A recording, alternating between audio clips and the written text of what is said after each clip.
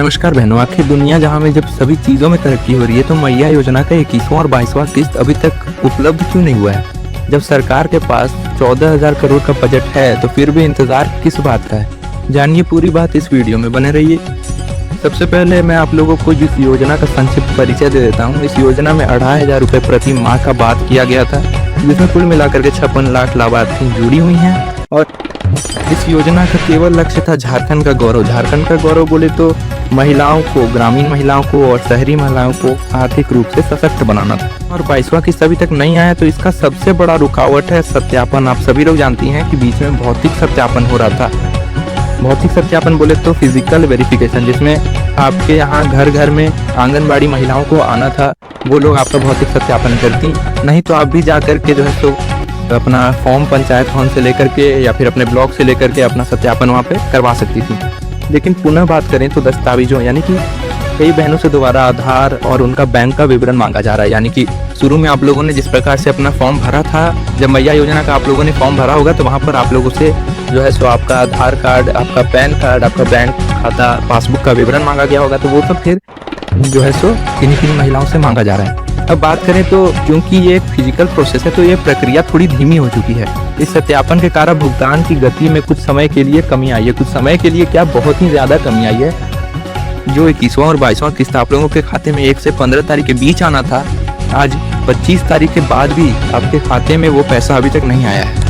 अब देरी हो रही है तो उसके कुछ संभावित कारण भी हैं। सूत्रों के मुताबिक हमें जो पता चला, इसका सबसे बड़ा कारण ये सत्यापन हो सकता है। बहुत जगह पर अभी तक सत्यापन का कोई कार्य हुआ ही नहीं है, और अगर हुआ भी है तो ये जो बड़ी सी प्रक्रिया है इसका जांच चल रहा है। अभी भी इसमें बहुत से कार्य बाकी हैं। डीबीटी त्रुटियां भी हो सकती हैं। डीबीटी त्रुटियां क्या हो सकती हैं, तो आधार सीडिंग नहीं है या फिर बैंक से रिलेटेड कुछ समस्याएं हो रही हैं। ये भी कुछ कारण हो सकते हैं जिस कारण से इसमें अवधि में कुछ देरी आई है।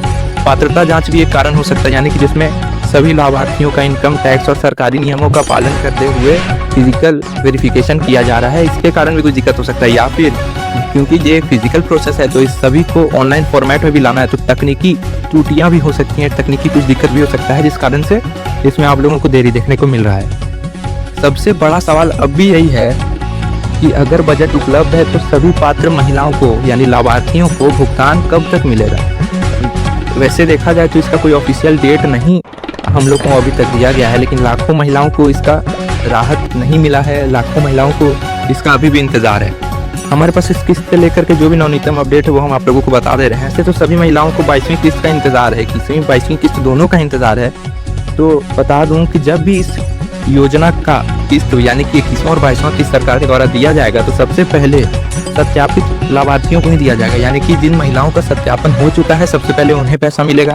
उसके बाद फिर बात करें तो जिन जगहों पर यानी जिन गाँव में, ब्लॉक में, पंचायत में अभी तक भौतिक सत्यापन नहीं हुआ है वहाँ भी इसे पहुँचाने का कोशिश किया जा रहा है। वहाँ भी कोशिश किया जा रहा है कि पूर्ण रूप से यह भौतिक सत्यापन हो जाए, ताकि किसी भी महिलाओं के साथ कोई भी प्रकार का भेदभाव ना हो और सभी को पैसा मिल जाए।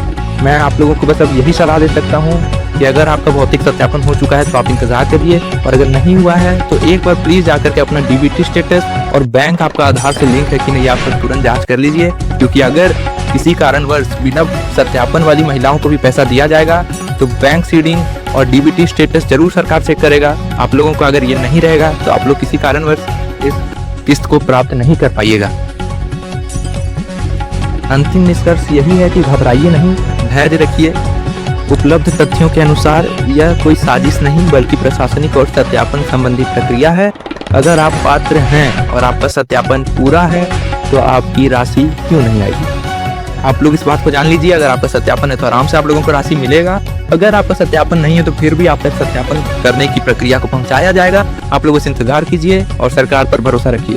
और भी अगर आप लोगों को कुछ जानकारी चाहिए तो हमारे चैनल को सब्सक्राइब कीजिए, और अधिक जानकारी के लिए mmsy.jharkhand.gov.in वेबसाइट पर जाइए और कुछ वहाँ पर भी आप लोग को जानकारी मिल सकता है। धन्यवाद।